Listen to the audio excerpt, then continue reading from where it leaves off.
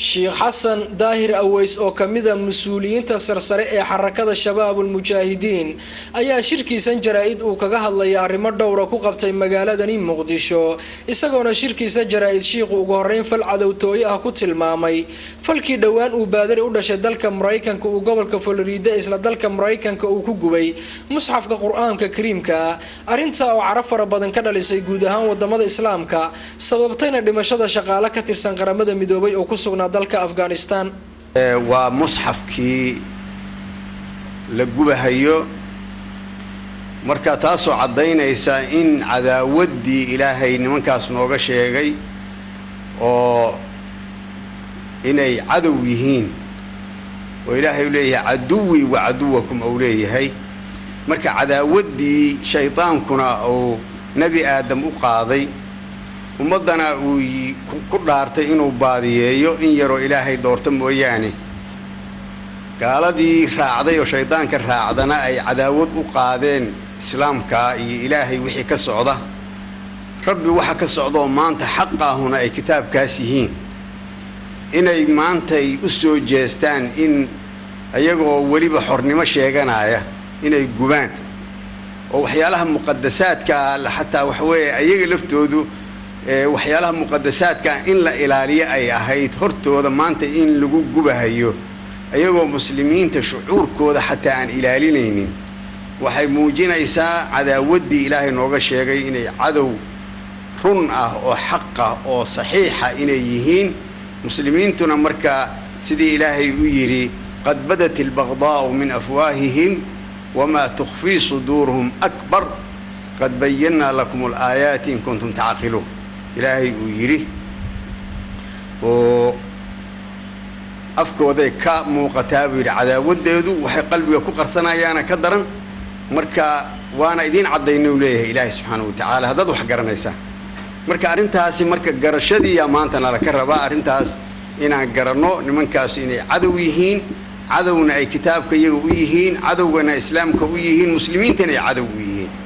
dhanka kale Sheikh Hassan Daahir Aways ayaa ku tilmaamay dagaalada iyo weerarada ka socda dalka Liibiya inaysan ahayn kuwa wax lagu wanaajinayo balse ay yihiin kuwa loogu talagalay in lagu burburiyo hantida ay dhaxli lahaayeen dadka islaamka ah ee reer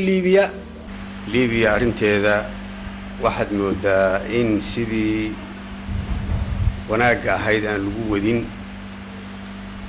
sidii cadawtinimo aad moodaa inay ku socoto ragii kacaankana lama taageerahayo kuwii horena awalba colaad loo qabay marka waxaad moodaa muassasaadkii dadka muslimka ah ay dhaxli lahaayeen in la burburinayo yaani qoladii kalena waxa looga shakisan yahay islaamiyiin inay yihiin oo islaamku gacanta u galaya hubku marka kana lama rabo marka waxa weeyaan burburin oo waxyaalihii umadu ay dhaxli lahayd oo u aay lahayd baa la burburinaya marka arintaas aad iyo aad baan uga xunnahay sidoo kale mar uu Sheikh Hassan Daahir Aways uu ka hadlayay shirar lagu wado in Soomaalida loogu qabto dalka dibadiisa ayuu sheegay inay marnaba aysan ogolaan doonin shir waliba oo lagu qabto dalka dibadiisa isagoona tilmaamay inay Soomaaliya isu ogolaaneen wax aan Soomaalida dhexdeeda ka imaanin wararka marka shirarka meelahaas la leeyahay waa lagu qabqaban hayaa oo dad maartay ay isu sharaxayaan ama dad loo sharaxayo warkaas waxa weeyaan war soconayana maaha waxa weeyaan waana diidnay war aan maartay ummadaas aan ayada ka imaanin oo diinteeda ka imaanin oo aqligeeda ka imaanin oo dadkeeda muslixiinta aan ka imaanin Soomaaliya uma ogolin kamana soconayaan insha Allah ta'ala diidnay waa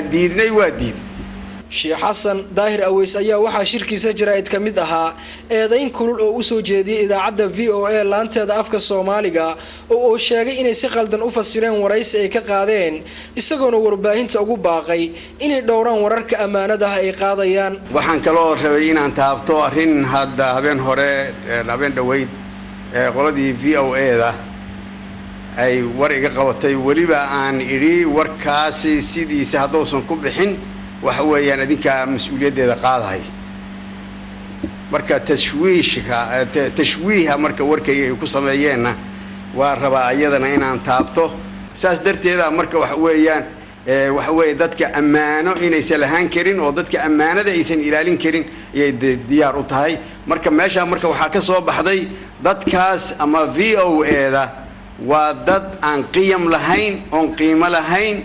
waxa weeyaan ummaddu marka sidaas inay u ogaato dad maartay wax lagu aamina inaynan ahayn dadka kale oo Soomaalida ahay oo iclaamaadka ku jira